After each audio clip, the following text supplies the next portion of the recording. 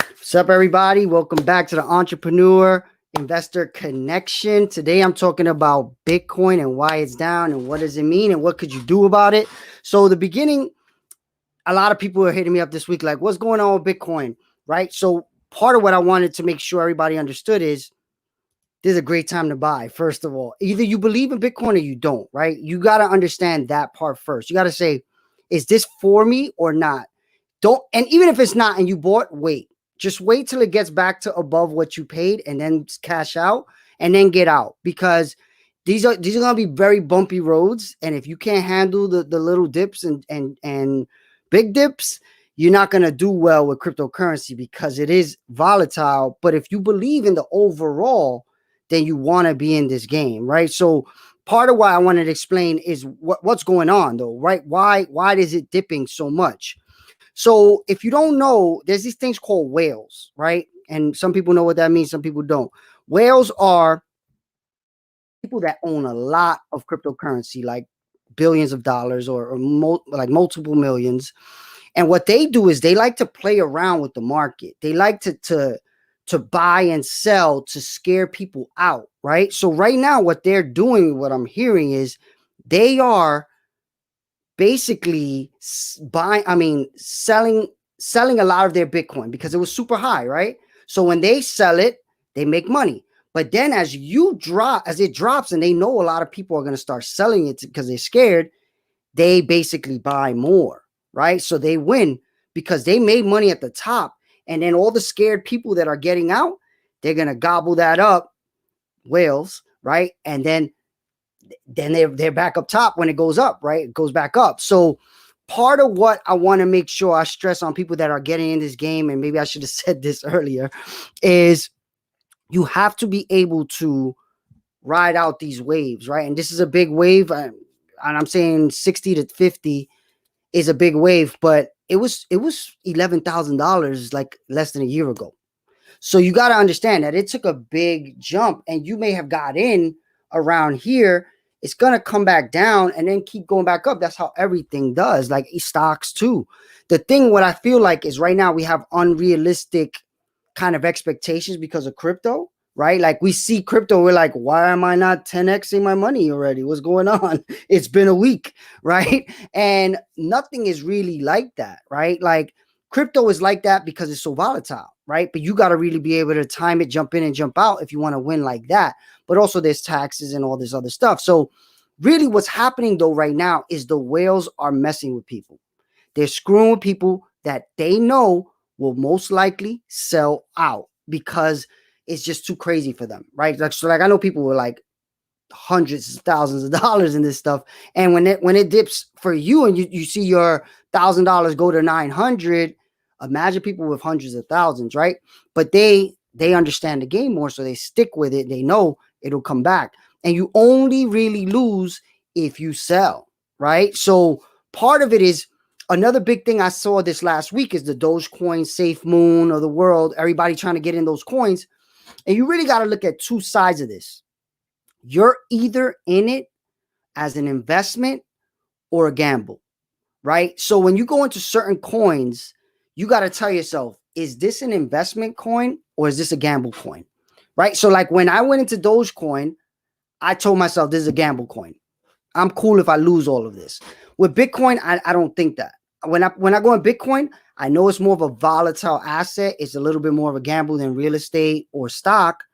But I believe long term, because I know innovation, Bitcoin is here to stay. Most people don't fully understand that because they haven't done the work. They haven't researched and not really their work. They haven't done their own research to have their conviction the way I have my conviction, right? So for me, I believe Bitcoin is here to stay. So I'm like, there's a time to buy more. Like I was just talking to Omar in Clubhouse. But what I want you to get to the point of doing is when you see a coin, you say that, is this a gamble coin or is this an investment coin? Because if you see it as an investment coin, you should say, I'm willing to buy this coin and hold it for more than a year to 5 years, right? Versus if it's a gamble coin, I'm expecting a large return fast, but how fast? Because Dogecoin, for instance, I believe I bought Dogecoin last year sometime, and I didn't expect it to go this high even, right? So it was a gamble though. I don't really care. It was a joke. I saw a lot of people talking about it, so I said, whatever, I'll gamble on that coin. This week, I was going to gamble again on SafeMoon, but I decided it felt really pump and dumpish. So I said, you know what? I'm going to stay away from SafeMoon. I don't want to gamble on that while all these investment coins like Ethereum, Bitcoin are down. I'd rather put money in those by the dip than put my money in a gamble coin right now. So that's pretty much what I want to make sure people understand. There's gamble coins and there's investment coins. And you got to look at investment coins like ideas. These are good ideas that you think can last 5, 10, 20 years. If you don't think it can do that, it's a gamble coin. And that's fine if you understand that. But if you're looking at one as another, you're going to lose your shirt, right? So that's where I want to make sure people understand. Because if you ride out and you wait, it's going to go up and down, but it's going to be 10 years. So just so you understand this is how fast this stuff is moving. It took 10 years for Bitcoin and all cryptocurrencies to reach $1 trillion market cap. It took 2 months to reach $2 trillion. That's how exponential this stuff is growing. And people believe we are still 200-300 times much more growth we have to see in all of cryptocurrency, not just in Bitcoin though, right? Bitcoin is one cryptocurrency. And I know some people don't really view it as currency, and that could be whatever. I think branding is one thing. How you understand both is another. You got to make sure you say, this is an investment. I'm willing to keep it for 5, 10 years, or this is a gamble coin. I want to see how high it goes. And if it goes to zero, it goes to zero. If it goes to 5x in 6 months, I'll sell it, or I'm just riding it out. So like with me with Dogecoin, it was a gamble coin, and I'm pretty much, I didn't put enough where I'm going to die if it loses. So I'm just going to ride it out as long as possible, because who knows, in 10 years, Dogecoin could be $10,000 a coin. And then I'll be really well, I'll be making a lot of money on that. So right now I just said I lost that money, that $100 I put in Dogecoin, I lost it, right? If it becomes 10,000 in 10 years, 15 years, cool. But I'm not going to think about it ever again. It's just in there and I see it. And another problem is I bought it in Robinhood. So another big thing I want people to understand, because I know a lot of people are buying coins on Robinhood. When you buy it on Robinhood, you don't own it. So right now, if Dogecoin goes to whatever, let's say $10,000, and I want to buy a house because now realtors are selling homes using Dogecoin, I can't do that. I have to sell it on Robinhood, pay the taxes, then use that money to buy something. The difference with buying the actual coin is you could just give the person, the realtor, the coin, just like Elon Musk is accepting Bitcoin for Tesla. You could just give him Bitcoin and then you get a Tesla. Difference. You will still have to pay taxes, but later, right? So, all right. So now I'm going to open up the conversation. John, what's up, man? Drop that knowledge. Thanks, John. All right. So I'm going to open up the conversation to the Clubhouse room, and anybody asking any questions. I want to know, are you buying the dip? Are you buying gamble coins? What are you doing right now? I'll start off because I've been in the Clubhouse rooms for about, 36 hours. Nice. Getting the feels from like what all the professionals are saying, what the long-term holders are saying, and this dip is actually welcomed. It's a like you said, a continuous cycle with the ups and downs, and this is a good one because it's just the asset itself breathing. There was a ramp up, which got it up to 64,000 about a month ago, and a lot of investors got into it. A lot of institutional investors got into it. A lot of ETFs are being constructed around Bitcoin and Ethereum, which is institutional, and that drove the price up because everybody wanted it. Now that it's up, that demand, low supply, it drove the price up. Now everyone's holding their positions, and now, like you had said earlier, there's some of them are liquidating their positions just to bring the price down, which is natural. It's just the asset itself breathing and resetting itself, which is great for people like us who want to get in. You're getting in now at 50. If you got in unfortunately, like at 60, it's not a bad thing, because what you want to do with Bitcoin is play the long game, the really, really long game. It's an asset. It's going to be an asset class. And again, a lot of institutions are in it because they're going to start. My hunch is as well, they're going to use it as a source of valuation on other coins, which is already happening. If you go to any of the exchanges, you'll see any other coins, and it'll say the breakdown of the Bitcoin itself. So it's kind of like Bitcoin is valued against the dollar. I think other coins are going to start being valued against the Bitcoin in the near future, maybe in 10, 15 years. We're not there yet. But as an asset class, this is just like stocks. Stocks go up and down.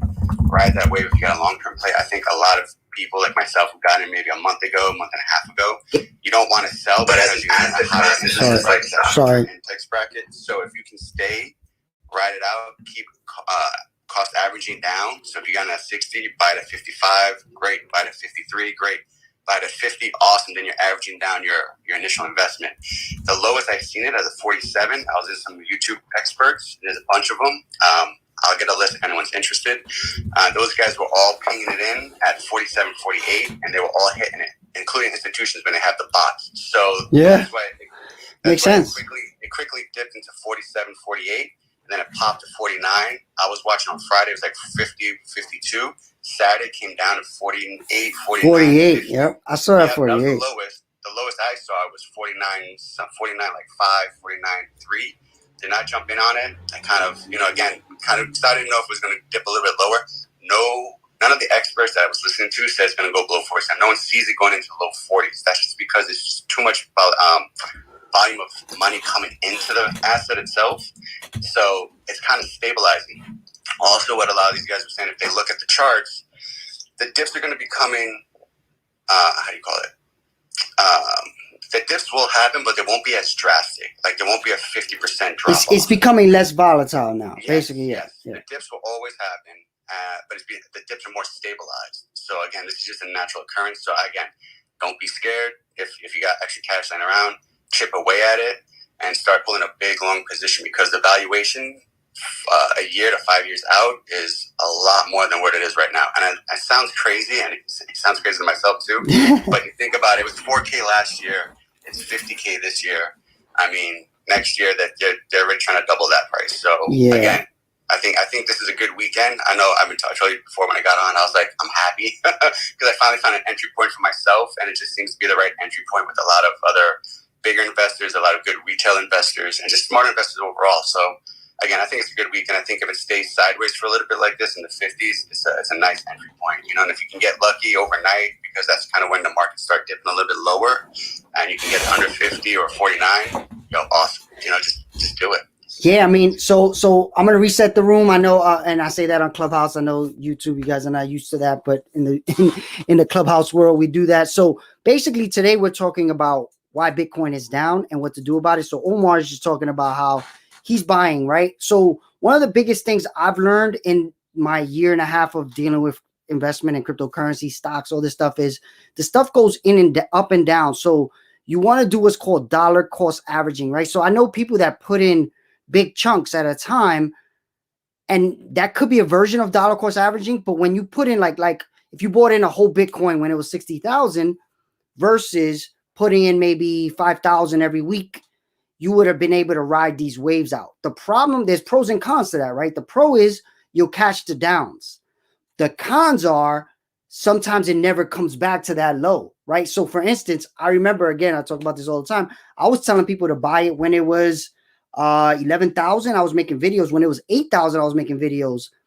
It hasn't been back there ever since I made those videos. When I made those videos, the next week it went to 15, 16, 20, 25, went back down to like 20, 30, 40, right? So if you were dollar cost averaging, you were losing, right? If you just bought when it was 11 and you just put all of it in, you would have 5x your money by now. So this is where you got to pick your own strategy, right? This is why I call it personal finance, right? You got to understand how you are going to react to these up and downs, because the problem and pro and con of cryptocurrency is it doesn't shut down. It's not like the stock market where on Friday at 5 o'clock or whatever, you could take the weekend and not be thinking about it.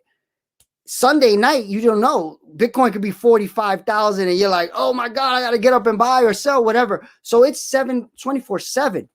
So you got to kind of have your own like understanding of your like mentality and like blood pressure with this asset, because you literally, it's like crack. You're going to be looking at it all day, every day. Like, oh man, it's up, it's down, versus the stock market closes. So this is another, that's a pro though. It's a pro and a con to it. But depending on the type of person you are, it could be more of a con than a pro. But I want to hear from more people, either in the audience or in the Clubhouse room. What are you thinking about the current situation? What are you doing? Are you looking at the gamble coins? Are you looking at the investments? Let me tell you how I'm looking at it. I'm looking at it, and I realized that I was looking at it like my training of 40, 50 years of looking at the stock markets and the bond markets. I had to come to a realization. This is not the stock market. This is not the bond market. Whatever rules apply to that, throw them away. Take a look at this in a new way.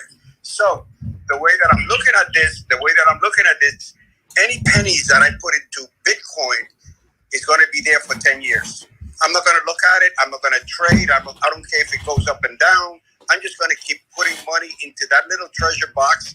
And if it's right, I'm going to do okay. If it isn't, then I lose the money. But I'm not looking at it in terms of trading, because then that would drive me crazy.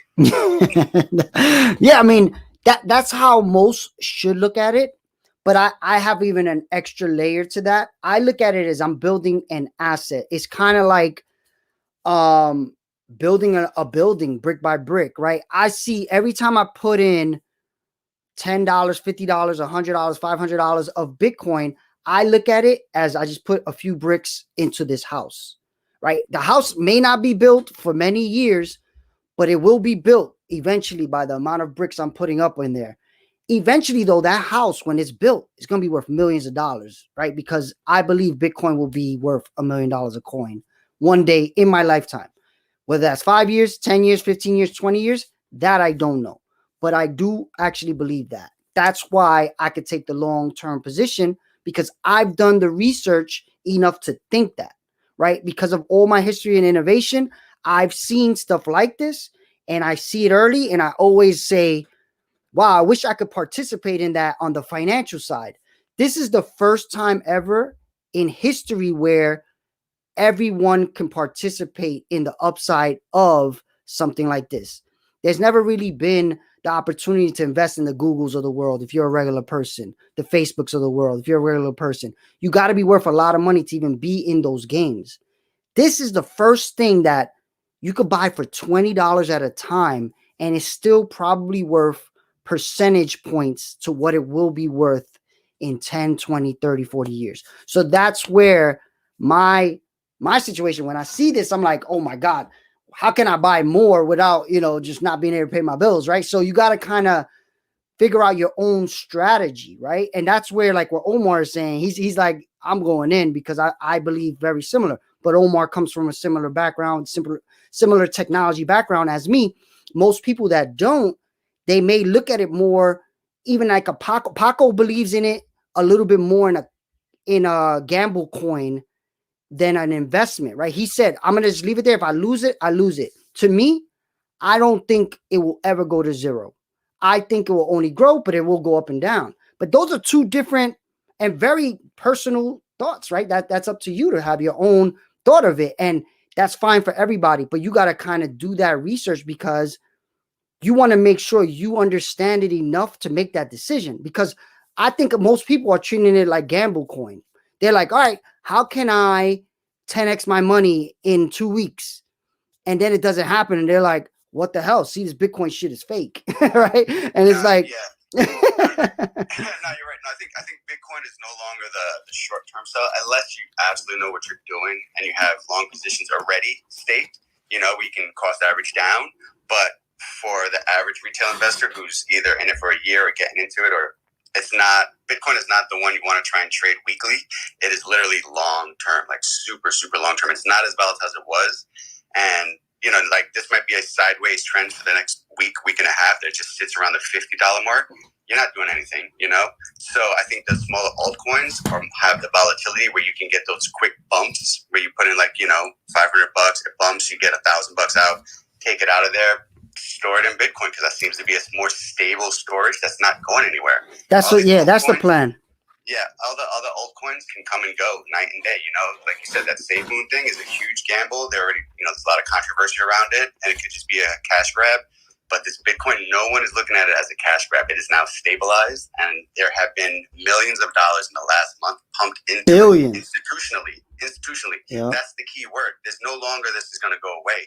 JP Morgan, Goldman Sachs institutionalized millions of dollars into Bitcoin. It is not going anywhere. Yeah. And I can tell, I keep pushing it just because it's in a lot of other conversations. Those ETFs, the Grayscale ETFs, the largest US one, Rothschild just bought $437 million shares in this Grayscale ETF Bitcoin.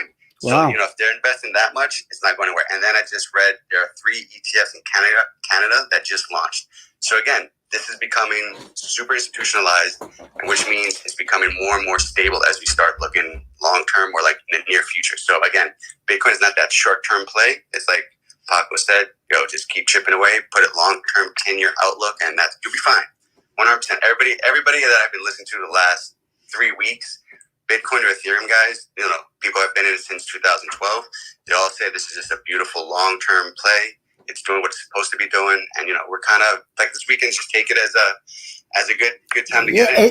It's actually, this is something I saw. It's like most people think, okay, Bitcoin is down, all these cryptocurrencies are down, even these altcoins are down, and then other people look at it as cryptocurrency is on sale, right? Like this is week before Christmas. Yeah. You know what I mean? Like, no, it's like I know Pac will probably be talking better to this because he has that financial history. I mean, when you have Apple, which is in the tech sector in the stock market, when Apple dips, a big holding like Apple, a lot of the other tech stocks dip with it. It's because it's bringing the whole sector down.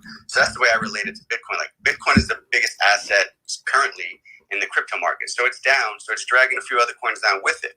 What that means is the people who have the stomach to do it, they take their money out of Bitcoin, pump it into altcoins. Altcoins do a little rise, take it out of their altcoins, put it back into Bitcoin. I've heard a lot of those people doing that strategy, but I don't have that stomach. But again, the Bitcoin, this is a good time. It's stabilizing, and the dips are becoming less drastic. But there's something super interesting is happening over the past week, 2 weeks. Dogecoin and Ethereum, right? So first, the whole entire cryptocurrency market went down last week, and Dogecoin was up. And that's when I started saying, wait a minute, that's interesting about Dogecoin. Like the fact that the whole entire market is down and then it's up. And then this week, there's the Bitcoin and everything going down and Ethereum going up. So I'm like, all right, so what is that about? What do you think that's about, Omar?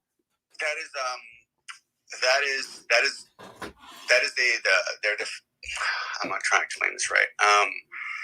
They are the bigger people who are in it that know what to do are switching it between long-term holdings and then short-term. So there's like altcoin season is a phrase. So they'll take it out of the bigger stabilized coins like Ethereum and Bitcoin, for example. When that starts to slow and they can't like 5x or 10x their investment, they pump it into altcoins. And then they do a lot of positions. So exactly. And that gets pumped up, and then that rides for like a week or two. So when that rides out, they'll be like, all right, well, this is not going to 5x or 10x in the next week. They'll take their money out, put it back in Ethereum and Bitcoin, you know, and have this kind of like in and out kind of phases happening. And there's guys who are explaining it better, but that's kind of like what the bigger investors are doing because they just want to keep their money moving and they want to keep on either 5x or 10x in their money on a month-to-month basis. That's more like what I consider like day trading, you know? Yeah. And I just can't, you know, just to keep an eye on the markets 24/7 because they're open 24/7 is. You drive yourself crazy. Yeah. So that's not my thing. But like Dogecoin is also a singularity in terms of the social media following it has, and it has a lot of. It's a brand. It's a brand that is on everybody's tongue because it gets a lot of retweets. It gets a lot of celebrity exposure from. But Elon. I think there's two things. And King, if you have something to say. Yeah, Josh, I just wanted to acknowledge you for having a legend Paco in Yeah. here. And you know Omar too. We went to high school with Omar. We got the A&D crew in here. Okay, what's up, Mo? So I gotta get my day started. I just wanted to say this. Look, all cryptos, blockchain. I was like, I don't believe you need more people, right? And my sentiment and my thought process definitely has changed. Just coming from an investment banker, broker background. Technical analysis, fundamental analysis type of guy. I just couldn't get behind it, but I'm a believer now, and definitely going to start positioning a portfolio that's diverse when it comes to more risky cryptos. And I think it's kind of stupid not to have Bitcoin now. It's really a foundation of how you can a replacement to a 401k or an IRA. It's really you building your future for when you can't your own control anymore. Under your own control. Yep, I agree. Yeah. One of the bigger guys says he wants to have, again, guy with a huge subscription base on YouTube, probably a bigger position than any of us in the room combined. But he was like, he just wants to keep on chipping away at it. And then he thinks that he'll be able to borrow against Bitcoins for like mortgages and real estate. Oh, that's 100% going to happen. It's already kind of happening. You could kind of already do it right now. And it just started. So decentralized finance, this is why I say it's like building brick by brick your own kind of castle that you can do crazy things with, because already with decentralized finance, you can borrow off of the assets of Bitcoin and a few other ones. Then you get more assets for doing that. So like, for instance, you could put your Bitcoin in places where they give you more Bitcoin by having it in those places. And then you can borrow from your Bitcoin and not lose it. So let's say you have $100,000 and you need $50,000 to live for the year. You can literally do that right this second in minutes. You can't do that in a bank. You can't just go in the bank and they're going to give you half of the money you have in the bank that day. You walk out with it. That don't happen. But you could do it with Bitcoin. And that just started. So imagine how much it's going to grow over time. This is like very new stuff. Yeah, it's a beautiful thing at the moment, especially with the exchanges that are now letting you stake your positions and then pay you interest just to have that position, which is awesome. I mean, that's better than a bank, the banks used to do it, and it used to be a great thing, and now the crypto exchanges are doing it, and it's following that pattern. So to be in it this early, it's wonderful because it's not going to stay. Yeah, exactly. It's not going to stay, and the numbers are not going to be as high, right? Like right now, you can get ridiculous amount of interest on your Bitcoin. Coins. It's crazy. Yeah. And free coins. Yeah, it's pretty crazy. I think on Coinbase is 2%, or sorry, Gemini was 2% and 3% for Ethereum. But then those numbers are actually low, and that's low. Yeah, like you can go. You do the tricky altcoins, you get like 8%, but I'm like, that's a risk. Hold on. So this is where doing the research, right? Because people thought Ethereum was a risk till like last week, right? Like now everybody understands what Ethereum really is, so now it's not as much of a gamble. The same way King said, I thought Bitcoin wasn't real, and now I do, because now that he said more people are doing that research and saying, wait a minute, it could do all these things. None of this stuff is new except decentralized finance. Decentralized finance is pretty new. The whole thing where you could become your own bank, that's pretty new. The other stuff has been there. What happened was in 2017, a lot of these other coins literally went to zero. So everybody felt like, oh, see, this was a scam.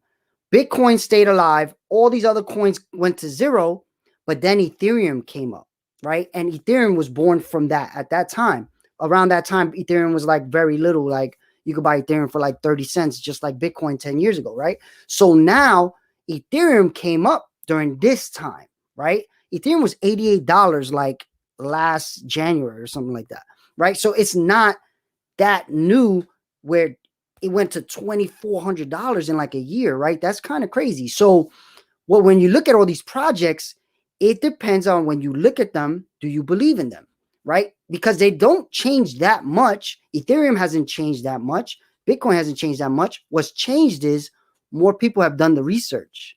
More people are in it.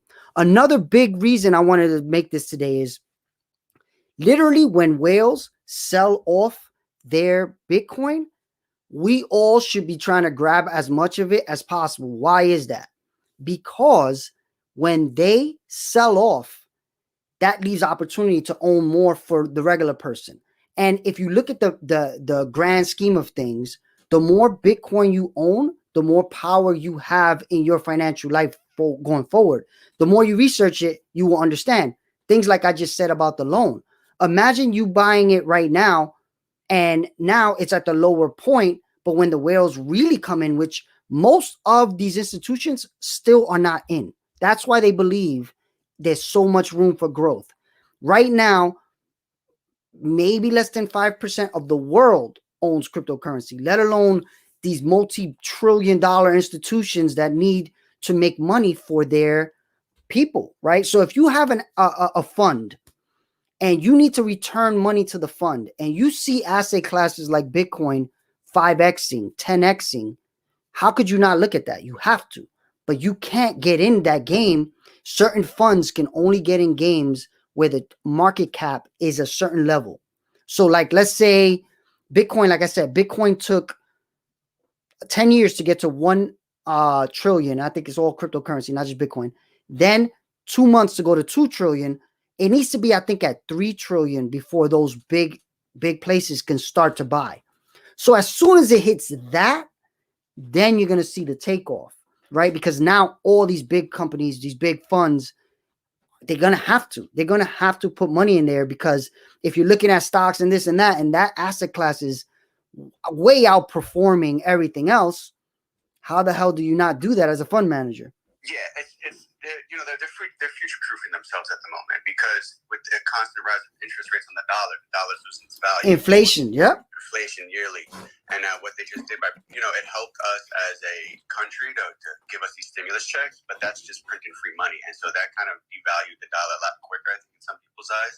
So a lot of these institutions are now hedging with the Bitcoin, because it's a scarcity. There's a finite amount available, and this will be just growing in value as the years go on, and they're just hedging against this against the dollar, which is smart. Again, big institutions like Goldman Sachs and JP Morgan are hoarding this stuff now, and you got brilliant guys over there who are going to figure out what to do with it and how to leverage it for the average person. And so to be an average person right now getting in when they're getting in is kind of like Miguel said, we're lucky right now.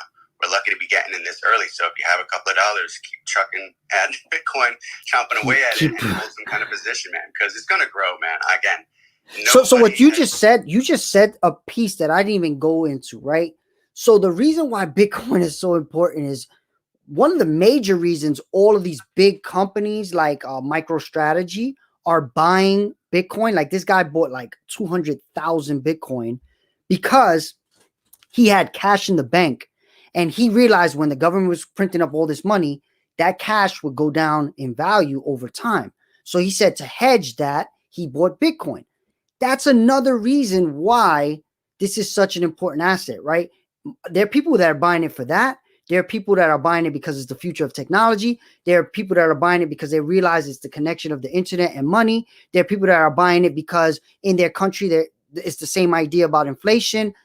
There's all these different reasons that make Bitcoin, like I've literally seen people say, it's the most perfect asset ever created on purpose, right? They looked at all the bad things of all other assets and they coded a solution to it. And they made it so no government can own it. And there's really no way to take it away from you. Like no government can come and say, I'm taking your Bitcoin. What are they going to do? Take your wallet address?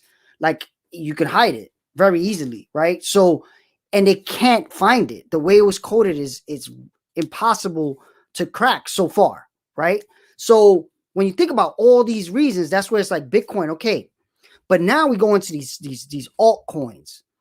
These altcoins, I just saw Mark Cuban said he believes Ethereum is going to disrupt every single technology company in the world. Why is that? It's decentralizing the idea. So think about it like this. Right now, you get into an Uber, you rent an Airbnb, you watch Netflix, right? There's things that make them centralized. Netflix has the deal, but not only that, Netflix is hosted on Amazon. Amazon is centralized. What that means, why is that bad? It's not bad. It just means whatever Amazon wants to do, it can do. Whatever Netflix wants to do, it can do. You have no say in any of that. You could buy stock in it if you want or not. What decentralized does, though, is it puts all those same things, but now you can have a say in it, right? All of these things are, when they're decentralized, a lot of them operate like co-ops, pretty much all of them. So you get a vote in what happens in them, right? So Ethereum, Bitcoin, they are open source platforms. So what I mean by a vote in what happens with them is, with Ethereum, you have to know how to code. You can submit things to Ethereum and see if they work. And everybody, the consensus says, yes, we should add to that. And they will do that. That's how open source works. It's basically a cooperative collaboration on code. That's what Ethereum is. And that's what Bitcoin is. But then when you look at these altcoins, I talked to you about borrowing off your Bitcoin. You can do that at a place called Compound.finance. You go to Compound.finance. I'm going to show you the website right now on people on YouTube. But I'm going to tell you, Compound Finance is a cooperative. What does that mean? What is a cooperative? It means that if I want, I can vote on the interest rates that they give right now. Right? So if you look right now, you go to the website, Compound Finance currently has $15 billion inside of it where people are borrowing and getting interest. That's pretty crazy, right? So, but the cool thing about Compound Finance is, you see on this website, it says governance. Whenever you see the word governance on a cryptocurrency, that means you have a say in that company. You can vote on what happens. That is, you can't vote on what happens on Amazon, right? You can't vote what happens in Airbnb, all these other centralized platforms. The board does that. They have like 5, 10, 12 people who are making a lot of money to be on their board. They make the decisions. Not even the CEO a lot of times, right? With these, go ahead. If you own stock in Amazon, sometimes they put stuff up for That's true. That's true. You can vote like that, but you couldn't invest in Amazon when it was worth 100,000 times less than it is right now, right? Like, you had to be. I could have. We all could have. You could have. I told you I was in there at $100 a share. Oh shit! See, all right, but you couldn't do it when it was 50 cents, right? That's IPO stuff. No. That's pre-IPO. That's what I'm saying. With this, there's no more IPO. It's already IPO from the date it starts. But that's why I'm saying these small coins, when you look at these small coins, they are pre-IPO in the old school world, where they got to reach a certain market cap before you can even go to the stock market. Not anymore, right? Yeah, dude, this is even, yes, all these altcoins are like 0.5%, 0.25%. That is your pre-IPO. ICO is the initial coin offering, so that's what that is. Mm-hmm. But if these altcoins are amazing in that sense, because like you said, we are now able to get in at the very start without any regulation. The reason why you can't get into an IPO prior to, say, a public offering is because all the trading houses get in first. They get it at a certain nominal amount, and then by the time they sell it back out to us, they were already making their profits. So IPOs, say initial IPO is $20 a share.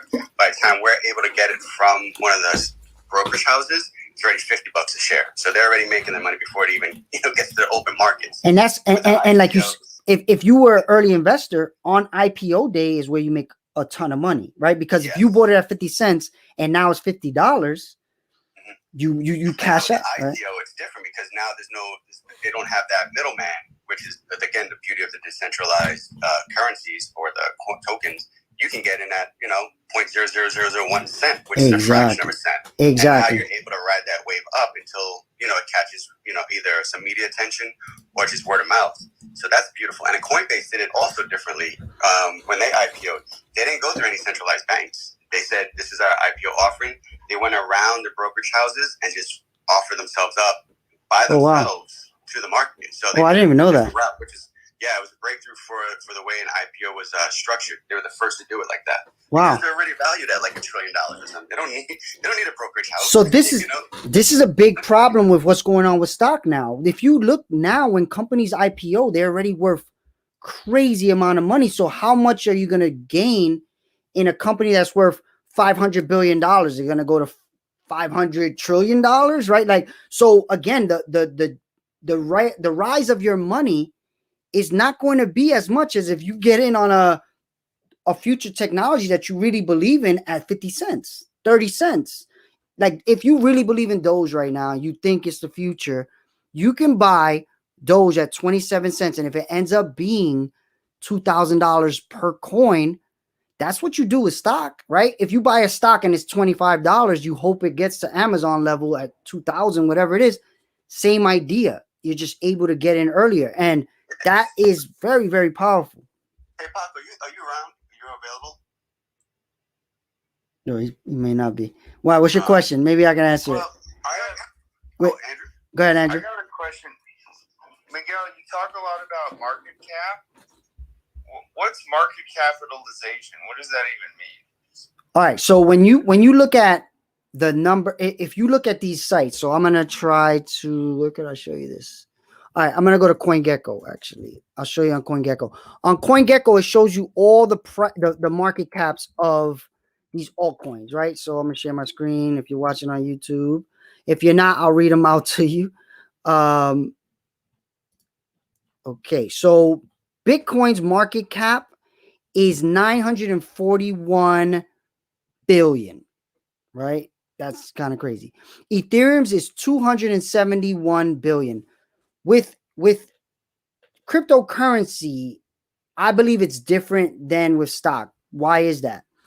With cryptocurrency, it's based on how much money is inside of it, right? So if I put $10 of Bitcoin today, I add $10 to that market cap because now there's whatever plus my $10. So then they divide that by the amount of coins that are available, and that's how much Bitcoin is worth right now. With stock, I think it's a lot easier to manipulate what the market cap is because it's not public information. It's all internal. You have to kind of have these like they create these like quarterly reports where they tell you why the company is where it is. And you can't look at the books though. They just tell you, and then they have to file them with the SEC, and the SEC puts them out, right? So with Bitcoin and stuff like this, it's based on how much money actually goes into the coin or the token, whatever. And that's a big thing to understand. Coins and tokens. Coins have their own blockchain. Everybody knows what the blockchain is. If not, I'm quickly trying to explain it. But blockchain is the ledger that keeps track of everything that happens with that thing, right? So not only coins, blockchain is going to be its own whole thing. Bitcoin actually created the blockchain. The blockchain was created because Bitcoin, right? So, and then what they did was they took Ethereum, and Ethereum took the blockchain and made smart contracts on top of it. Super technical, all right. But why am I bringing it up? Because all of these things, every time you put money in them, that blockchain keeps track of it, right? And now it's public information. You can literally look it up. Every single transaction, public information. Who did the transaction is not public information though. You can see the wallet names, like, but they're like huge numbers that nobody could really understand. And it's like you could see wallets. Like literally last week, I saw wallets of billions of dollars going in and out of Bitcoin. You can see it publicly. You can't see that with the publicly traded stock company, though. That's where, did I answer your question, Andrew? Yeah, to some extent. I mean, it's with a publicly traded company, you're right. You know, they issue these quarterly reports, and it's not, the information is not in real time, right? It's not live streamed. Yep. Like this conversation, for example, is being recorded for posterity. So, and millions of people are watching right now. Yeah, exactly. So even if you might not be accountable for what you say now, you might be accountable for it later. Right? Because people can listen to it later. So everyone knows that it lasts forever, it's down, and that's that. I think with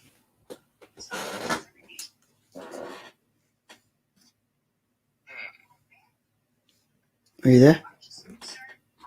Yeah, I'm thinking. Oh, okay.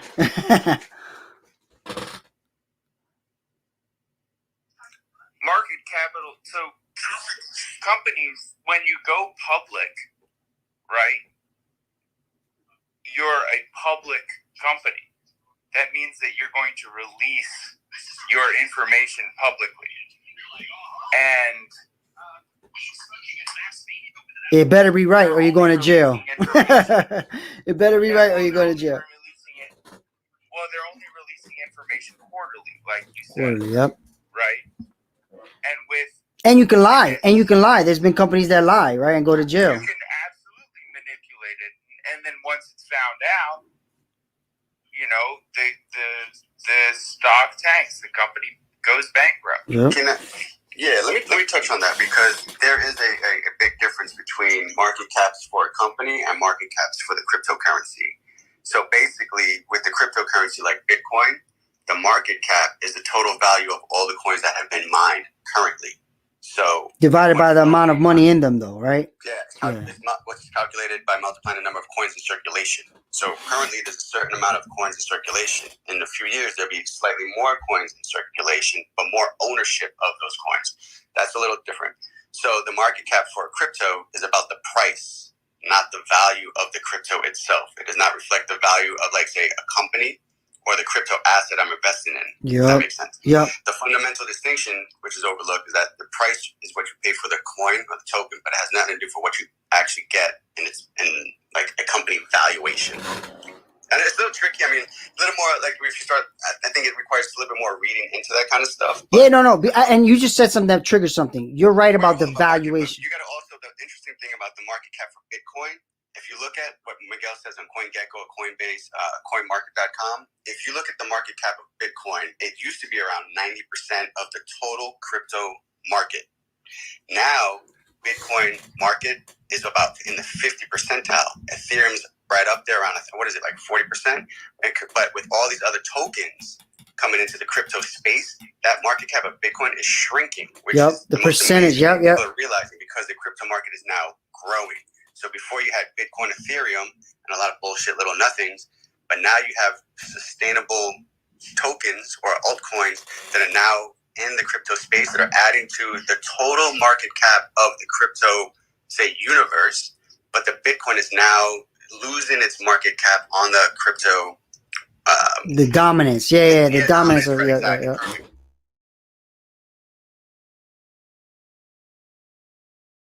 You mine, these coins are now being bought up, and that's now infusing money into these particular coins like Ethereum. And I think that's where people are realizing, like, the market has now grown substantially, that Bitcoin is no longer the be-all, say-all, but it's the one asset that all these people are not openly trading and liquidating. They're holding on to. So to be on topic with this room, you want to hold on to your Bitcoin. You buy it. You don't buy your fucking Starbucks with it. You don't buy Tesla with it. You don't buy it. If you're going to buy anything with your Bitcoin, borrow against your Bitcoin to buy it. But minimum, again, like I think Pac was, all around it was Pac because he has a long history in the financial world, and he can give that long track record of what it is to, like, stay in the market long term, because you'll be better off. That's the golden rule. The longer you're in it, the better off you are. They call it diamond hands. They call it diamond hands, right? Like slang term, diamond hands. With in terms of this room, definitely, you know, Bitcoin and Ethereum are definitely the two that you want to kind of put in money and just kind of hold it. And if, like Miguel said, if you can borrow against it, do it, but don't sell it. I mean, unless you want to have those, you have those balls of steel where you're gonna be like, you know what, I'm gonna sell it at 55. Hopefully, it goes down to 50. I'll rebuy back. Dude, that's on you. But that's a whole different. And you pay taxes on that. If you do that, you pay taxes. So, like, if you also, you know what, because we're talking about market caps and you touched on a few things, I cannot recommend this movie more. It's called Cryptopia. It's on Amazon Prime. It breaks down from Bitcoin's early days to how it kind of became slightly mainstream, and then how Ethereum was built on top of it. It's entertaining. It's about an hour and a half long. It's factual. It goes down to the history of it, and it's an eye-opener, and explains the blockchains. It explains what it is to mean to have a wallet. It explains why Ethereum was built on top of Bitcoin, which is basically speed of transfer currency, because Bitcoin was taking a bit long at the time, like 10 minutes to transfer. Ethereum sped that up. Litecoin sped it up even more, which is another cryptocurrency. So watch this movie to get the fundamentals. It's not boring. It's not like super techy.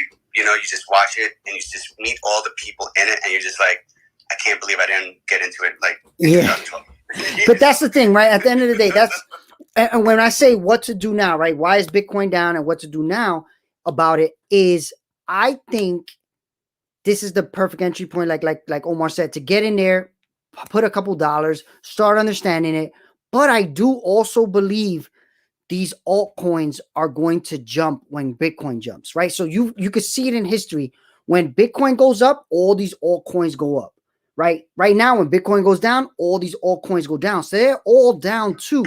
The big thing though is it reminds me of, again, a whale or a shark. You ever see a shark and then they got those little small fish that follow it, right? And they just live off of it. It's the same idea. When this shark goes up, all these small coins are going to go up too, but they're going to jump more in value, right? So if you look at like a smaller coin, when it follows the Bitcoin go up, it might 4 or 5x versus Bitcoin might go up 35%, right? Like I said, the waves of how people are moving their money in the cryptoverse, like these long-term players, they're moving it into Bitcoin. Now that it's going sideways and kind of holding at 50, they're taking that money, pumping into altcoins. Altcoin season, they call it. Yep, altcoin season. Yep. They're gonna get their 10x on these coins, the ones they choose. If they choose wisely, then they're gonna take their profits off that, put it right back into Ethereum and Bitcoin, and that's gonna spike. So it's a wave, man. And but I want to also make sure you understand the whole beginning of this, where I said, is it a gamble or is it a project you think is going to be around? So when you do that, make sure you're picking projects you think are going to be around. Altcoins. So here's the theory. The best time to get into Bitcoin was 2008. The next best time to get into it is now. Yeah. 100%. Because what happened in 2017 was still most of the people did not believe in it. Even the people that knew about it didn't believe in it. Like people like me, I knew what Bitcoin was. And I was like, yeah, I don't know. But I didn't do as much research at that time. I didn't fully see what I see now. But also a lot of things, everybody dumped. And also a lot of things didn't happen. Big companies weren't putting billions of dollars in. That's a huge sign. As soon as you see that, you're like, all right, we're here. Right. Also, the thing to keep in mind for anyone, again, thinks this is sketchy. It's when 2008, no one knew about it. No one knew what the frequency of it was, how to use it, what the purpose of it was. When 2017, that summer, when things really got bad and, people dumped and it lost its valuation, a lot of people sold out. Then it came back up. What we have now currently today, which is why I'm excited about it, is we have the track record, the history of the way it functions and people's sentiment about it.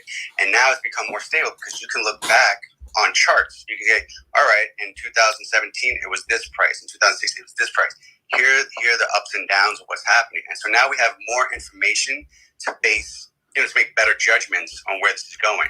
And I think that's why the institutions are in it now, because now they have solid data to hold their position, and also now they've done the research. So I want to make sure I get some more. I know it's just me and the Omar show right now.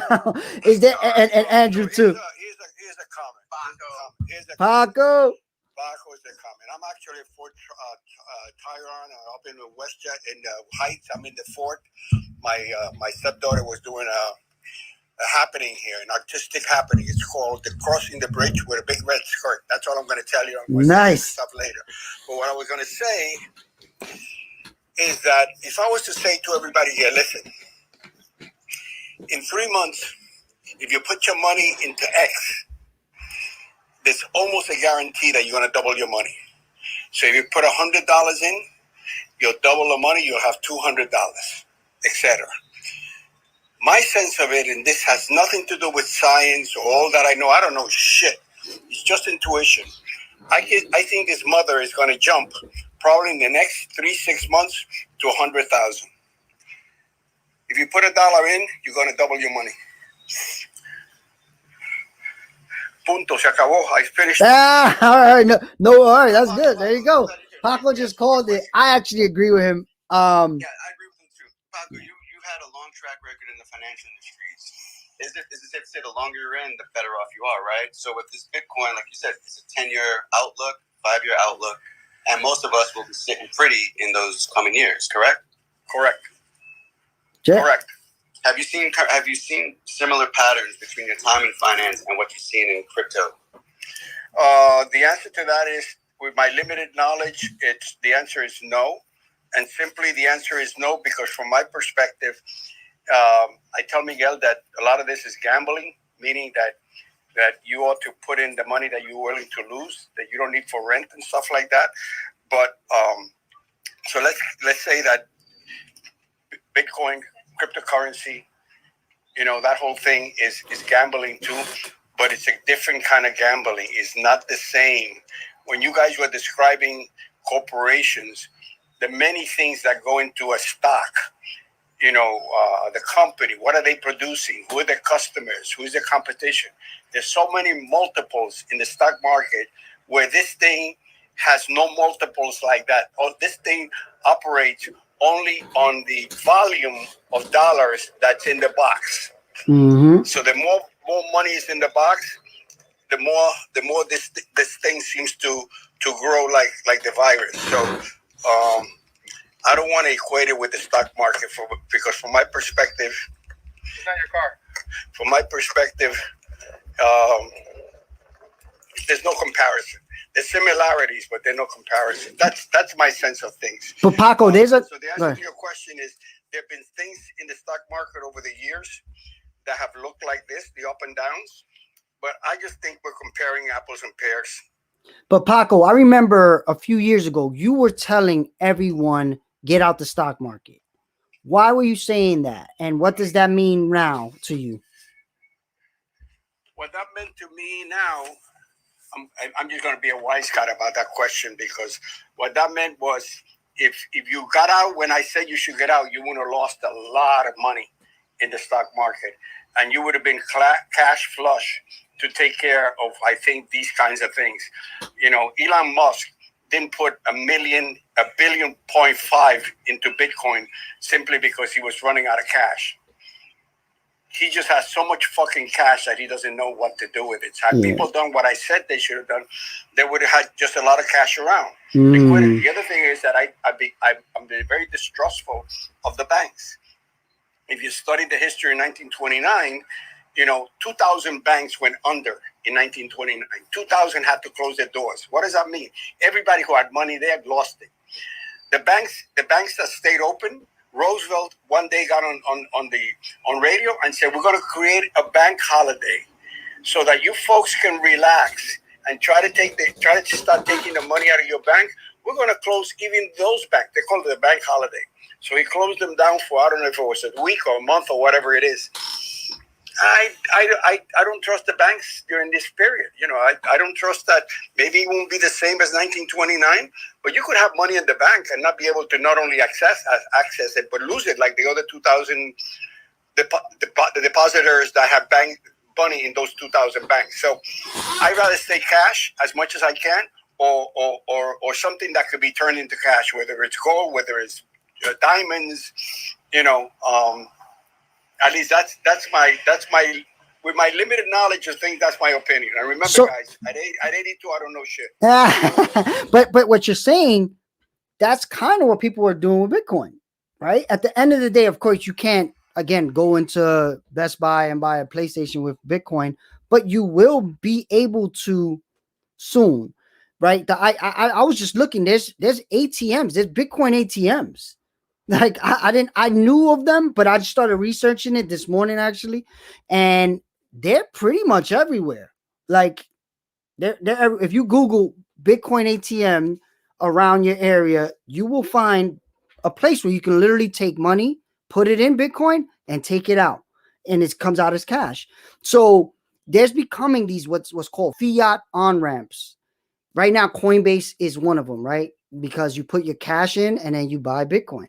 Or Ethereum, but now they have ATMs, so just like cash, you don't have to trust a bank, right? Because people keep their cash at home or wherever because they don't want to have it in a bank. That's the old school thing they tell you not to do. But then Paco is saying he's worked at banks and he doesn't trust them. That's why now I'm looking at this decentralized finance world and saying I don't trust the banks either, probably because I hang with Paco a lot, but I didn't trust them after 2008. What happened in 2008, it was like, yeah, that's crazy. And guess what was created right after 2008 crash? Bitcoin. It was literally created because of what happened with the banks. And you can look up the history as you look it up. Go ahead. Well, so in 1929, FDR, or a little later than that, created federal deposit insurance, right? So I don't know if you... That was after that. Yep. Yeah, so it's up to, you hear up to $250,000 your money is safe. Yep. Right? So you have federal deposit insurance. So if the bank goes under, the U.S. government will guarantee up to $250,000 in a single account. Yep. And that creates stability in the banking market because people will keep their money. They feel more comfortable with these type of situations Paco was talking about, right? Yeah. Their money's safe. Yep. And insurance is a really, really important thing, and I haven't seen insurance yet. Okay, so yeah, there is actually. So there's a site called Nexo, and I'll show it to you right now. Nexo.io. And what you can do is, and I've done this, is you could basically send your Bitcoin there, Nexo.io, and they basically give you interest. It's kind of like you staking your Bitcoin there, but they give you interest in more Bitcoin, and then they have their own Nexo token, which they give you extra for using them. And in about a month, it already doubled the value. So if you're getting interest in dollars, you just get $1. But here, if you had your money in here for the last month or two, your dollar became $2. So that's interesting in itself. But here on Nexo, you can also borrow against your Bitcoin. So it's a bank that gives you interest in that coin, plus gives you stock in that bank by giving you coins, and then you could borrow off of it. So, and the reason why I brought it up is they have, well, you can see it right here. They have a $375 million insurance on all custodial assets. That means wallets. So if you have 375 million on there is safe. That's pretty freaking interesting. So when I saw that, I was like, all right, I want to learn more about this. I started putting like Bitcoin in there to see what happens. It has different coins you can do that with. It has like XRP, it has DAI, a bunch of different USDC. So there's another one where you could put your USDC in here and they give you way more interest than a bank would, right? With your dollars. So that's another thing to really check out. I use it. I know a lot of people who use it. Yeah, up to 12% annual interest. That's just pretty crazy. So I would check that out too. And it has the insurance. It's kind of like an FDIC insurance. I don't know how they do it. It's not an American company though. It's a European company, but I'm able to use it. And I know people in America that use it. So any other, so all right. I know we've run over now. I want to reset and maybe end if there's no more, but go ahead, Omar, you got a question? I don't got a question, man, because we're touching on it like on the surface. Is it helpful? Do you think it would be helpful for me to just pump up two or three other YouTube channels? I know I don't want to take the shine away from you, but no, go ahead. No, hell yeah. I'll do it. Because I've been watching a lot of fucking videos. I'm crazy with this stuff. Me too. But between Clubhouse and these YouTube guys, there's a lot of knowledge being shared, which is also why I think this is a great time to be in it, because we don't have to go to any kind of conferences. We don't have to buy anybody's product to explain this stuff to us. It's all free. They're doing it from the goodness of their heart because they just want people to succeed, because a lot of these old school crypto guys have been burned in 2017 and prior. So they're, I think it's knowledgeable. So the first guy is Invest Answers, a YouTube channel, and he's super mathematical. It's sometimes a little over my head, but he's a guy who does the long-term play on these cryptocurrencies. All right, wait, I'm gonna show his screen. Hold on, I'm gonna show. Yeah. And as you can see, all these crypto videos, because all I do is watch crypto on YouTube, so you can see my screen. Invest Answers. I've seen this guy. This guy actually had a good video. Actually, I watched this a few weeks ago. He was like, if you have a certain amount of Ethereum by the end of this bull run, you might be able to retire. And that was when I was like, whoa. When I really started diving after I watched with this guy. Very practical. Sometimes the charts are a little, more mathematical than I would like, but I still listen to him because the more you listen, the more you become familiar with the terminology and the phrasing and the concepts that he's bringing out. Yeah. It's helpful because you start learning. The next guy who's a little bit more day-to-day BitBoy Crypto. Yeah, I do a lot of his too. He's Yeah. awesome. He's on the money. He's posting like every day for a couple. He talked about this crash, Bitcoin on track to crush 300K. It's really good English. Not a lot of crazy phrases. And then you listen to what he does and how he plays the markets, which is awesome. Another guy who's a little bit more personality, super smart dude, Alex Becker. Yeah, he's hilarious though. He's hilarious. Yeah. Like, he's entertainment finance. He's a young kid. I think he's only like 36, 38. He's already made millions in his own company. He's constantly investing, constantly posting videos. He's also awesome to yeah, I watch a lot of his. Yeah, he's no joke. Yeah, there you go. And then, how about JR? Do you do JR? I think so. JRNY Crypto? No. That one is good. He does like the super technical analysis. Like he breaks down why it's a good project. He also looks at the charts and all that stuff. Yeah. Really good. JRNY. I'm looking at him. Yes. This dude's awesome. Yeah, Journey. Yes. This guy is awesome. And he says it in a monotone. Again, super knowledgeable. Yes, definitely recommend him. Yeah, boring channel, but great information. Everyday information. And then the last one is I just had it. Digital Asset News. I know. And that's kind of like, it just kind of keeps you up to date with some of the markets. I don't listen to a lot of it because the other three that I mentioned kind of take up my feed. So, once you got one video, I don't know if it's, I don't like to watch too many because then it's a little information overload. But another guy I look up is Raul Paul and who's the other? Michael Saylor. Those two guys are like, these are the corporation guys telling you where corporations are going to go with crypto. And that's super important to know because if you're buying stocks, crypto is going to be a part of those stocks. Look at what Tesla did, right? They bought $1.5 billion. So if something happens to crypto, that affects that stock because now they're tied. Yeah. Yeah. A lot of these channels that I just mentioned, they all follow him as well. Like, yes, that's like top dog, one of them. So yes. Good stuff. Yeah, dude, yes, it's good stuff. And like I said, I'm always pushing that Cryptopia movie just because I think it's just, if you know about it, it's a refresher. If you don't, it kind of fills in a lot of details on how the blockchain was created, what it's intended for, how they show the first days of Ethereum being built on blockchain. So hold up. One of the guys in the chat, my boy Julio, who we went to high school with, Julio. Julio, I play baseball with. Why he's saying BitBoy is the worst. Why is BitBoy the worst, Julio? Let us know. So what were you saying? Sorry, I got the sidetrack with that chat. I see it too now. He's the worst. You know what it is? You know what? Because it's like you need to, like, if you can gel with certain personalities, I think that's who you gravitate towards. And if your mindset works like their mindset, you start gravitating to that a little bit more. I just started listening to him in the last 2 weeks, and like I said, he's just calmer. Like Alex Becker's like super animated. He's off the wall. He provides good insights. He's day trading, like he'll be like, oh, I dumped X amount of coins and buy these coins. That's a little too aggressive for me. BitBoy is a little bit more generalized. Then these other ones a little bit like more generalized, but they can give you like a broader outlook. So to have that, I think BitBoy is a little bit more like, he tries to create excitement around the coins. Like right now, I just looked at a video. He said Ethereum will go to 100K. Of course, you're going to click that if you have Ethereum, right? You're like, wait a minute, what? Versus. Yeah, man.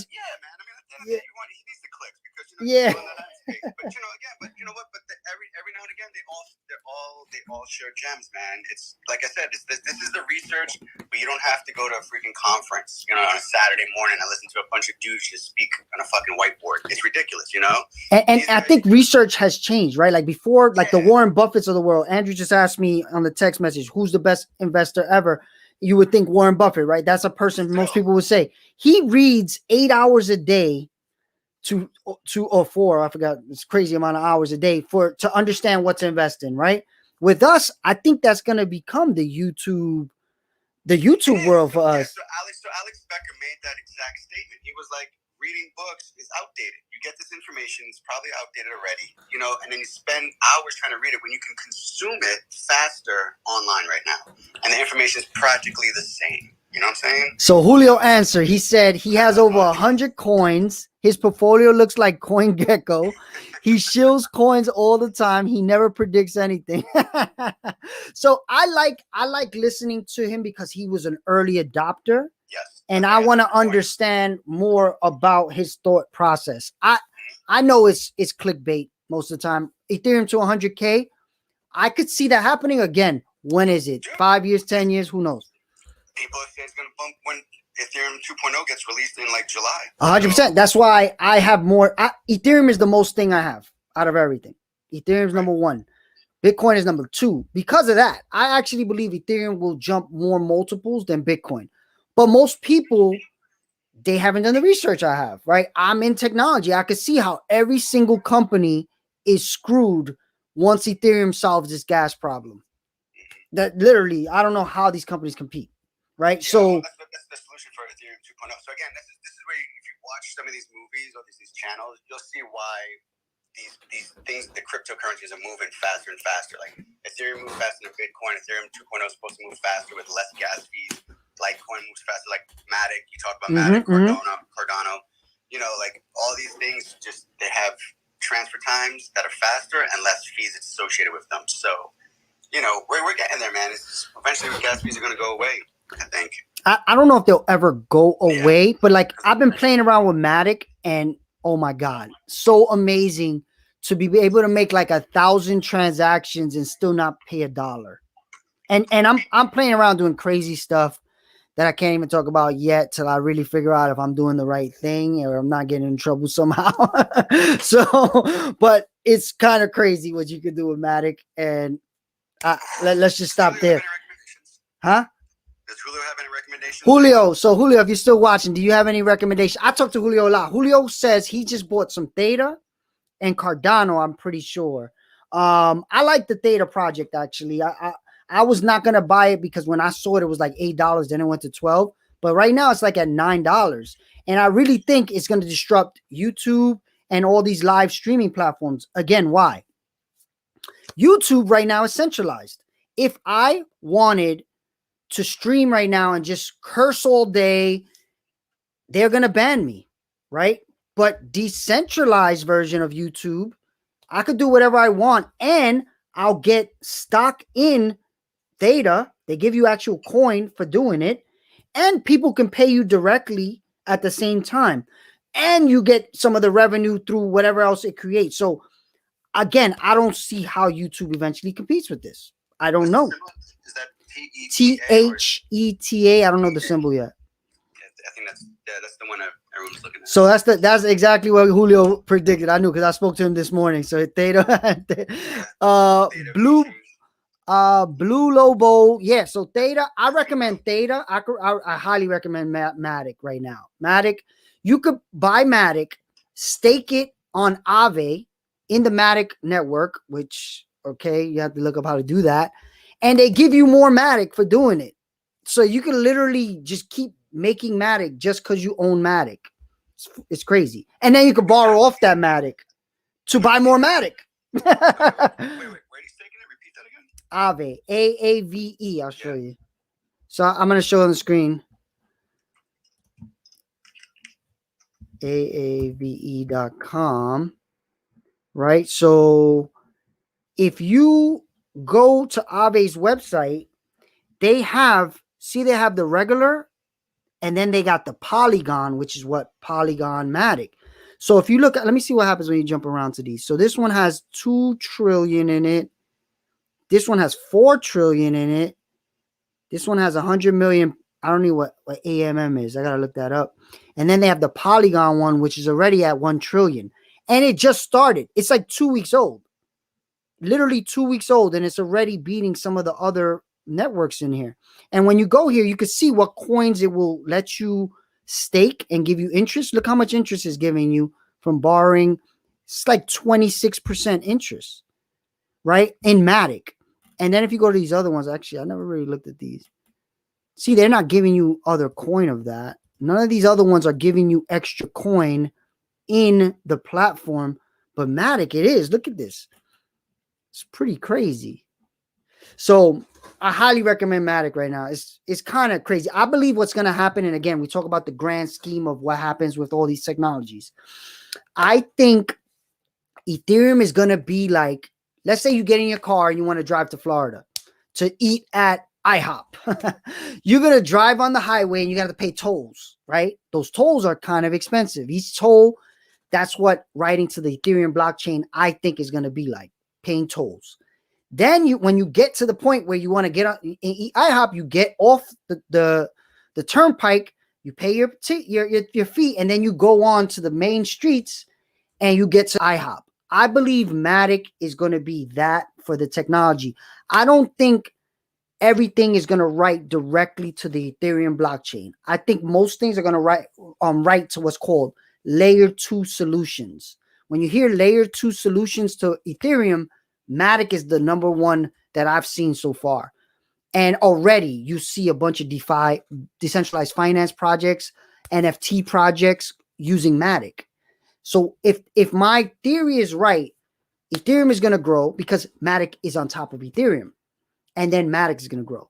But Matic is 30 cents right now, and Ethereum is $2,400. So that's the major difference, right? You could buy with $100, you can get a lot of Matic versus Ethereum. Also, and if you put it on Aave, you get 26% more for free just by having it on here. And if you borrow against it. Can you buy these on Aave? You don't buy on Aave. Aave is more like a staking and borrowing platform. You don't buy on there. So can we touch on this thing? Yeah. Let's do it. All right. So in New York City is kind of like locked down on cryptocurrency buying and trading, right? I told you there's a lot of roadblocks I've been running into. I can't get into certain wallets because as soon as it sees a New York address, it says not available in your area. The only exchanges that I'm allowed to be on is Gemini and Coinbase. They don't have all of these other altcoins, like Theta is not on there, VeChain is not on there. And you did try Uniswap or no? So now you told me about Uniswap. So take us through what you were going to explain to me as a New York City resident, where we're not allowed access to all these other exchanges and coins. All right, so here's how that works, right? So I'm doing it live on YouTube right now. So let's say, like right now in my wallet, I got a little bit of Ethereum there. If I wanted to turn this Ethereum into any of these crazy coins that you don't see on Coinbase, what you do is first you have to have what's called a Metamask wallet, and I have a video on how to make a Metamask wallet. I'll link to that. And then once you have it, you basically convert your Ethereum to whatever coin you want to buy. So let's look at the coins right now that they have. So look, you can buy Matic right here. That's how I actually bought Matic first before it was on Coinbase. A lot of these coins, before they hit Coinbase, you could buy them here. The problem is the gas fee. Actually, VeChain. You know what? I'm going to buy some VeChain right now. Actually, I'm going to see if I'll buy it, depending on the gas fee. Let's see if I put 0.3. All right, so I don't know. Maybe I don't have. No, I got enough. I'm not sure what's going on with that. About this 09. Yeah, I don't know what's going on. But if I should have it. No, that's $400. All right, I don't know. But here, you go on here, and let's see if it's the VeChain. Maybe it's not VeChain is the problem. And that actually wasn't VeChain. That was some other thing. Maybe that's what it was. All right, VeChain is not going to work out. Let's look at, let's say I wanted to turn it into WBTC. WBTC, you know what? I won't even get into that because it's a whole thing too. Let me just pick something. All right, I'm going to pick Engine. Engine is supposed to be a good project. So right now, if you're looking at my YouTube channel, you can see I'll get for 0.9 Ethereum, I'll get 96 Engine. And when I press swap, right now it tells me, okay, to confirm that swap, I'm going to have to pay Ethereum gas price. Right? So right now it's going to tell me what that price is. Look at that. Oh, it's not that bad right now. The gas fee is only $20. That's not bad. It used to be like $50 all the time. But $20 is not nothing. On Matic, it's literally like 0.001% of a penny. It's crazy. So you could do thousands of transactions on Matic. If you did 1,000 transactions on the Ethereum network, you're going to pay a lot of money. That's why these big whales can do what they're doing with Ethereum and Bitcoin on Compound.finance. Because if you do 1,000 transactions and it's $20 at a time, last week, the week before, it was 150. that's a lot of money. But if you're moving billions of dollars, doesn't matter. But if you're moving, like right now, I was about to buy $200 worth of engine. It's going to cost me $20. That's 10%. That's a high amount. So of course I'm rejecting that. But on Matic, there's Quickswap. I'll show you Quickswap actually. I'm gonna do the same exact process on the Matic side.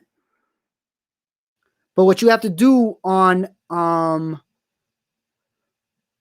Matic wallet, though, I mean on your wallets, is you got to go to the Matic network. So now it connects to the Matic side of your wallet. Each wallet has a different, each network will have a different wallet. So that's advanced stuff, sure. But okay, so let's say I don't got that much Matic here because all my Matic is in Aave, giving me more Matic, right? So if you wanted to, though, you can say, okay, I want to buy whatever coin. Oh, you could buy actual Ethereum. I didn't even know that. So right this second. That's cool. So look, I could buy Ethereum here with my Matic, or I can buy some crazy coin like I got that coin. Look, you can buy Aave. Let's say I wanted to buy Aave. I only got $3 worth of Matic, so it's going to give me this much of Aave. And then I press swap and check out the difference in price. So when I press swap,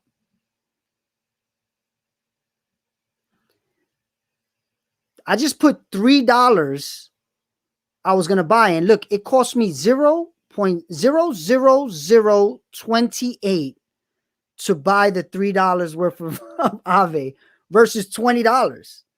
That's a major, major difference. If you're doing like multiple things, it definitely adds up. So that right there was a super quick tutorial of how to kind of like buy other coins. And that's what you should be doing right now. Look at these other coins. Go into first Uniswap if you want to pay the $20 because Matic doesn't have all the coins yet. It will over time. Like I told you, Matic, to do what I just showed you, is 2 weeks old.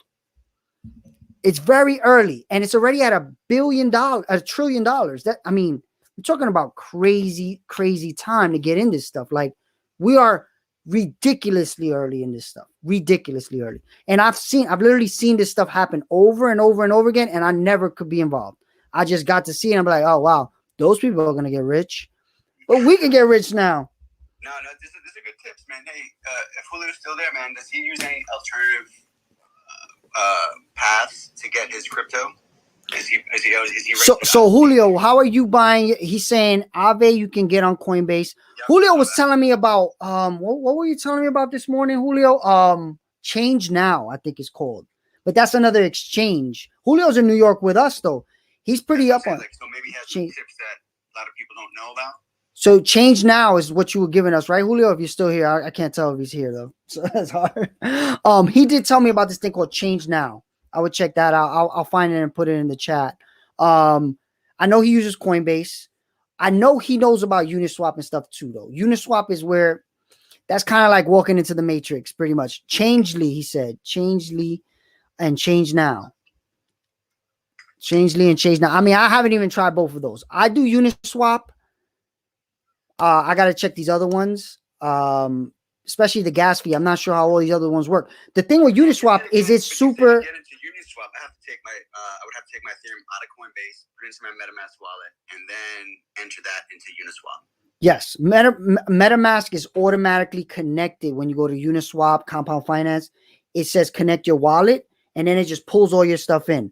It's not no login and password like these other sites. That's what makes them centralized. The ones that make decentralized just need to connect to your wallet. They don't care who you are. That's why Uniswap is good, and so is Matic. Can I not to bring down the room? Can I just give you just one tip because it just happened yesterday? Sure. Yeah, for Julio and Miguel and anyone else who has like a big Metamask wallets are hot wallets. They're connected to the internet. One of the big NFT guys, Drake Bell, was in a Clubhouse room in the morning. I came in after this happened. He has something like 300K in his MetaMask wallet. It was drained as he was talking. How? Yep. The reason why it's something that just happened. Some people talking about on Reddit, and they're thinking that while he was making while he had the MetaMask wallet open, he also had his Gmail accounts open that were connected, the account that's connected to the Gmail. And so they're recommending that if you're using your MetaMask wallet, have your MetaMask wallet open with, like, say, your Uniswap, and close all your Gmail accounts. Like, so they access his personal keys and all that? Somehow, dude, like it's still so fresh. It's the first incident that it's been reported, but they're thinking it happened through a Gmail account that was connected to his MetaMask wallet. So this is important, though. This is important. You don't want to have too much in one wallet. Right. I wouldn't. But they basically said if you're like browsing, just close your Gmail tabs, like sign out of your Gmail if you're using MetaMask wallet with purchasing, like on OpenSea. So wow. So there's another thing. There's another thing I would do then. I would use Brave browser. And that's where I would have my MetaMask stuff. And I would be on Chrome doing Chrome stuff. That's what I'm going to start doing actually right now after hearing that. I never heard that before. So you heard it here first. It's brand new. It happened just yesterday. Again, like as he was talking, like, and then he jumped into a MetaMask conference that, they were trying to solve it. It just happened yesterday. So again, that's 300K. That's probably why he was targeted, for of course. Yeah. $100 here. Yeah. And also he's so public. He's super public, and everybody knows he just did this drop. He just made a bunch of money. So it's very easy to know. And then wow. The fact that they could do that, that's scary. But this is where we are. Most of these people that talk about that have made a lot of money, they talk about how much money they lost, right? You've been in the rooms with me, Omar. Every single person is like, oh my God, I lost so much money doing this early. So one big thing they say to do is have multiple wallets. Don't just have all your shit in one wallet, have multiple. As you saw my wallets. I had different wallets, different names. I got different wallets in different places.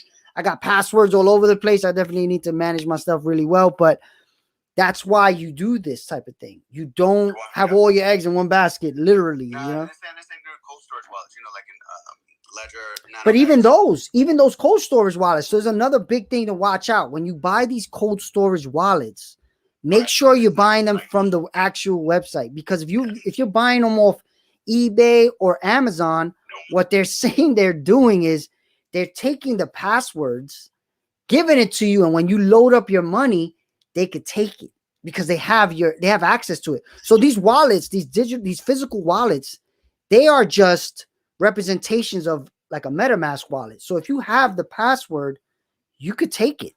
So the real thing is if you have it and you keep the password together, nobody will know about it and you can have it safe. But if somebody has that password, they could just go in and take that money. So there's huge things with all that. Not even other people. Yourself, like you said, you have passwords everywhere. Make sure you know what passwords go to what wallet. So there was a guy. Actually, there was a guy. Passwords all the time. There was a guy that had 50 wallets, and he knew in one of them he had like 2 or 3 Bitcoin from like 7 years ago, and he's like, I can't figure out which one it is though. He's like, I got the passwords, but I don't know which wallet it goes to. So we're like, you're just gonna have to go one by one. And he's like, fuck, I was hoping there was a better way than that. And I'm like, at least, that's a high paying job for you for maybe a few weeks, right? Like if you get 3 Bitcoin out of it, worth it, Dude, But there's another one. The guy had his password. There it is. I'm gonna look at it on CNBC. A man accidentally threw away his cold storage wallet that currently holds $127 million in Bitcoin. It's in a landfill. That's funny. And the state officials won't allow him to search the landfill. You know what that is? That's like if you guys watched the series Silicon Valley on HBO, have you seen that? That same exact thing was there. He was like going through a landfill. Yeah. And for $127 million, yes, I would be living in I'll be in that landfill too, for sure. Every day, 100%. So this is crazy. This is all we're super new. There's no reset password. There's no phone line. You gotta be on top of your stuff. As soon as you move it out of Coinbase, but they're saying, I've actually heard some horror stories about Coinbase too, where they lock you out of the account, don't tell you anything, and then you don't have access to your stuff, and you don't know why. That's part of the centralization problem. And then you got to call and figure out what it is, and they're not answering you. I know somebody that said they were watching the same way what happened with Drake Bell. Somebody took their money out of Coinbase, sent it to a different wallet, and they didn't even know how it happened. And they were like, hey, Coinbase, can you help me with this? And they're like, Once it leaves us, we can't do anything. What do you want us to do? Like, it was in our account. You obviously didn't have your settings where you could prevent that. So you got to turn on things like two-factor authentication, use Google Authenticator, stuff like that, because your Face ID, stuff like that, because this is going to be a time. People know everybody has money. People have money in there. That stuff is going to be worth 100 times one day. They're going to go after stupid people. And I hate to say stupid, but it's more like people not doing what they should do. Yeah, a lot of the old school Bitcoin guys also recommend in conversation, you don't go, oh, I got one Bitcoin. Like, I have a percentage of Percentage, yeah. I've got my, Bitcoin makes up a percentage of my portfolio. Like, don't go out there being like, yo, dude, I acquired 3 Bitcoins today. Awesome. Like, because you got a target. Yep, 100%. And people are gonna get extorted and all that for this stuff. I'm telling you, like, you gotta, of course, I'm pretty public with mine, but you don't know what. Like, I just showed you 2 very small wallets, right. Like $200 in there, right? Because I knew I'm going on live, right? But at the end of the day, that's where the Nexos of the world makes sense. Like, that's a little safer. It's kind of cold storage-ish because you could put it in there. It's gonna compound, grow for you, but they also have insurance. I don't know what happens if you need to do it. I haven't got to that, but I do know people with hundreds of thousands of dollars in there. That's how I know about it. So, it's not millions though. It's not like somebody has 300 million I know in there, but who knows? Again, we're in early. We got to take the risk. Right on. What you were going to say? No. I was like, yeah, I agree with you 100%. Just, just as you're getting into this space, all your precautions as well, because, like I said, that MetaMask incident on Saturday is, it's an eye opener for a lot of people that someone can come in through the back end, which we initially thought was very safe, so, and it's that's Gmail. Crazy. They're trying to figure out that it was through his Gmail account. So that's pretty crazy. So that's going to make me go and really evaluate what I'm doing. Cause everybody always has Gmail open, right? It's like kind of, you have to always have it open. So the real thing is to separate the browser you do it out of. And actually on the phone, that's what's really good about MetaMask on the phone. MetaMask on the phone has a browser. So you go in MetaMask and you browse through MetaMask. So it's not like connected to your Gmail unless they're doing that. They can't do that because on iPhone, you can't connect app to app. So hopefully. But again, I have all of the protections. My face has to be seen for me to do anything on any of these things. Why? Because one night I literally had a dream where I got robbed for my phone, right? Somebody, they came to rob me and they just took my phone. And I was like, okay. But then I realized, holy shit, they took my phone because they're trying to get my crypto because they think I got a bunch of crypto. And at that point, I didn't have a lot of those things on. I didn't have the facial recognition. I didn't have a lot of the 2-factor. But after that dream, I definitely put it all on. So you can take my phone if you want. You ain't taking nothing else. And that's good advice right there. For sure. Anybody else have any questions, comments? Fresh, Caesar, anything? Anybody in the chat? If not, I'll end it. Man, I'm just sitting here watching Matic at like 40 cents, 39. Just trying to see how I just find it so interesting, the market. Like right now, it's everything's so low. Everything is like it's on sale. Yeah, exactly. It's like time to pounce. Yeah. It's perfect. Yeah, for people like us. Yeah, exactly. Because I know it's not normal. It's not normal. We are early adopters. If you ever see that chart, early adopters, we are the early adopters, and those people get slaughtered a lot of times. But we're not that early anymore. It's kind of a little bit mainstream. We all know about it now, right? Some of us still haven't put money in, and that's fine. You're doing your own timeline. But the ones that have, we're still very early in this, and they're saying from right now, cryptocurrency as a whole can go up 200% from right now. Think about that. That means if you put in $10 right now, that becomes $2,000. You put $1,000. You think about those numbers. It's crazy stuff. But I'm gonna be in it. And I know everybody else watching is kind of looking towards it. And of course, around everybody have questions. Definitely DM me, text me. I know I'm getting a lot of those and keep them coming. But If there's no more questions, Fresh or Caesar, you got any other questions? I'm good. Just learning. Cool. I'm being a sponge. That's it for today. Cool. One last question, Miguel. Go ahead. Where, as we grow in this space, right, with all this cryptocurrency, obviously we can't pull it out in New York City because we get taxed. What are some of the crypto-friendly states that we can all just immigrate to? So right now, these are the best places I've heard. Miami is becoming very crypto-friendly. The mayor is even trying to pay people who work for the town, the city, whatever city, in crypto. That's huge. And Miami's not a bad place to live, right? The second place is Wyoming. I don't know if I want to live in Wyoming though, right? But Wyoming, there's companies literally creating companies in Wyoming because they're so crypto friendly.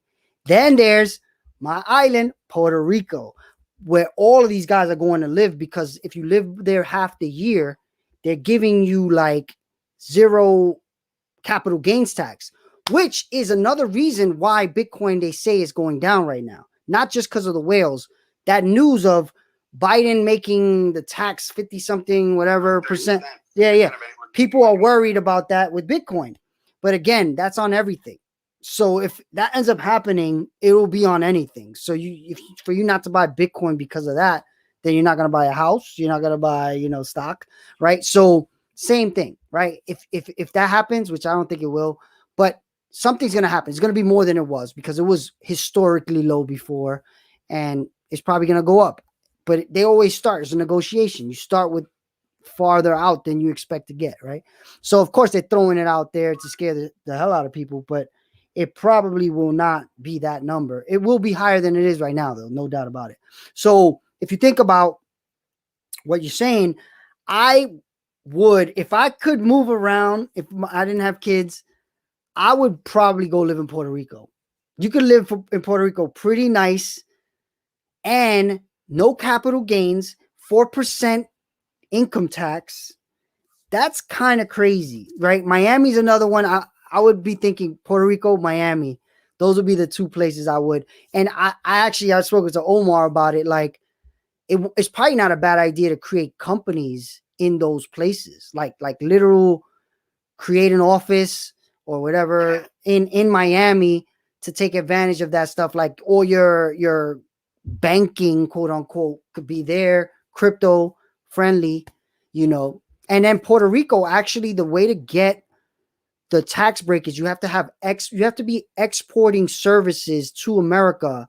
So you're still going to have some type of American business. So it may make sense to make your business in Miami and live in Puerto Rico. Not a bad flight, not two pretty good places to have to spend time.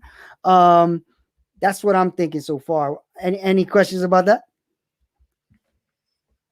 No, man, Puerto Rico, they're initiating people to come in. They have the Puerto Rico Act 20, Act 20 and Act 22 Act, which is tax benefits if you start a business there. So if you put it back into the community, they're definitely rewarding you. So I know people doing it already. And if you look at a lot of the big Bitcoin millionaires, they are all going to move to Puerto Rico. All of them. Yeah, man, it's a good time. And then, like you said, once you become that millionaire, you don't need a flight. You just take your yacht from Miami. Not a bad move. So that's the plan right now. So just keep buying Bitcoin. Maybe you can get a yacht, but borrow. Don't spend the Bitcoin. So I guess that.